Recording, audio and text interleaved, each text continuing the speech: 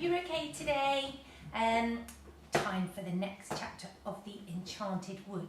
So this one is called The First Visit to the Wood.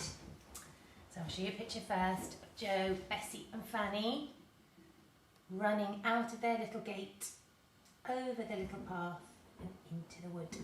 Okay, so the three children had no chance to visit the Enchanted Wood until the next week because they had to help their mother and father all they could.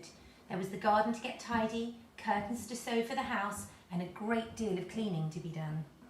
Sometimes Joe was free and could have gone by himself. Sometimes the girls were sent out for a walk, but Joe was busy.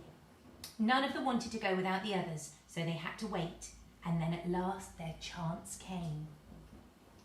"You can take your tea out today," said Mother. "You've worked well, all of you, and you deserve a picnic. I'll cut you some sandwiches and you can take a bottle of milk."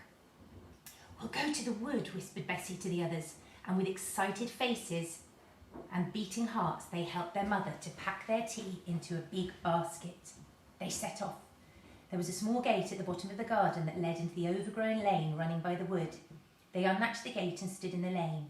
They could see the trees in the wood and hear them talking their strange tree talk. "Wisha, wisha, wisha, wisha." "I feel as if there are adventures about," said Joe. "Come on, over the ditch we go and into the Enchanted Wood." One by one, the children jumped over the narrow ditch. They stood beneath the trees and peered about. Small freckles of sunshine lay here and there on the ground, but not very many, for the trees were so thick. It was dim and green there, and a small bird nearby sang a very strange little song over and over again. "It really is magic," said Fanny suddenly. "I can feel magic about somewhere. Can't you, Bessie? Can't you, Joe?" "Yes," said the others, and their eyes shone with excitement. "Come on." They went down the little green path that looked as if it had been made for rabbits. It was so small and narrow. "Don't let's go too far," said Joe. "We'd better wait until we know the paths a bit better before we go deep into the wood. Look about for a good place to sit down and have our sandwiches, girls." "I can see some wild strawberries," cried Bessie, and she knelt down and pressed back some pretty leaves, showing the others deep red strawberries below. "Let's pick some and we can have them for tea too," said Fanny. So they picked hard, and soon they had enough to make a fine meal. "Let's sit down under that oak tree over there," said Joe. "It's all soft moss beneath. It will be like sitting on a green velvet cushion." So they sat down and untied their sandwiches. Soon they were munching away happily, listening to the dark green leaves overhead saying, "Wisha, wisha, wisha," all the time.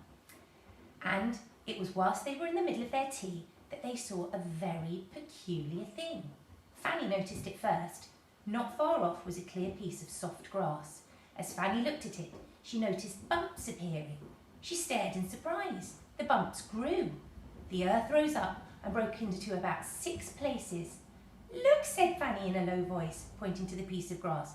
"What's happening over there?" All three watched in silence, and then they saw what it was. 6 big toadstools were growing quickly up from the ground, pushing their way through and rising up steadily. "I've never seen that happen before," said Joe in astonishment. "Shh," said Bessie. "Don't make a noise. I can hear footsteps." The others listened. Sure enough, they heard the sound of pattering feet and a little high voice. "Let's get quickly behind a bush," said Bessie suddenly. "Whoever is that coming will be frightened if they see us. There's magic happening here and we want to see it." They scrambled up and crept quietly behind a thick bush, taking their basket with them. They hid just in time, for even as Bessie settled down and parted the leaves of the bush to peek through, there came a troop of small men with long beards almost reaching to the ground. "Brownies," whispered Joe. And here they are, sitting on their toadstools, talking to each other. The brownies went to the toadstools and sat down on them. They were holding a meeting. One of them had a bag with him, which he put down beside his toadstool. The children could not hear what was being said, but they heard the sound of chattering voices and caught 1 or 2 words. Suddenly, Joe nudged Bessie and Fanny. He'd seen something else. The girls saw it too.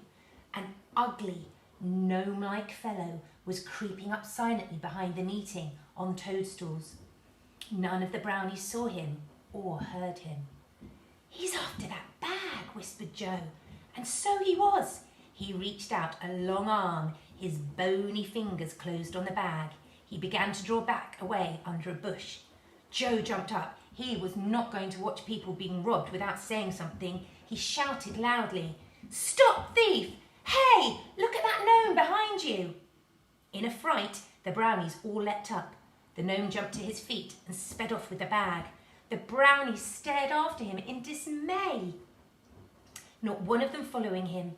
The robber ran towards the children's bush. He didn't know they were there. As quick as lightning, Joe put out his foot and tripped up the running gnome. Down he went. Crash! The bag flew from his hand and Bessie picked it up and threw it to the astonished brownies, who were still standing by the toadstools. Joel tried to grab the gnome, but he was up and off like a bird. The children tore after him. In between the trees they went, dodging here and there, and at last they saw the gnome leap up the low branches of a great tree and pull himself into the leaves. The children sat down at the bottom, out of breath. "We've got him now," said Joe. "He can't get down without being caught." "Here are the brownies coming," said Bessie, wiping her forehead. The little bearded man ran up and bowed. "You are very good to us," said the biggest one. "Thank you for saving our bag. We have valuable papers in there." "We've got the gnome for you too," said Joe as he pointed up into the tree. "He went up there. If you surround the tree and wait, you will be able to catch him when he comes down." "He will not come down until he wants to," said the biggest brownie. "That is the oldest and most magic tree in the world. It's the faraway tree." "The faraway tree," said Bessie in wonder. "What a strange name. Why do you call it that?" It's a strange tree," said another brownie. "Its top reaches the faraway places in a way that we don't understand. Sometimes its top branches may be in witchland, sometimes in lovely countries, sometimes in peculiar places that no one has ever heard of. We never climb it because we never know what might be at the top." "How very strange," said the children. "The gnome has got into whatever place there is at the top of the tree today, and the biggest," said the biggest brownie, "and he may live there for months and never come down again. It's no good waiting for him, and it's certainly no good going after him. His name is Creepy, because he's forever creeping about quietly." The children looked up into the broad leafy boughs of the tree. They felt tremendously excited.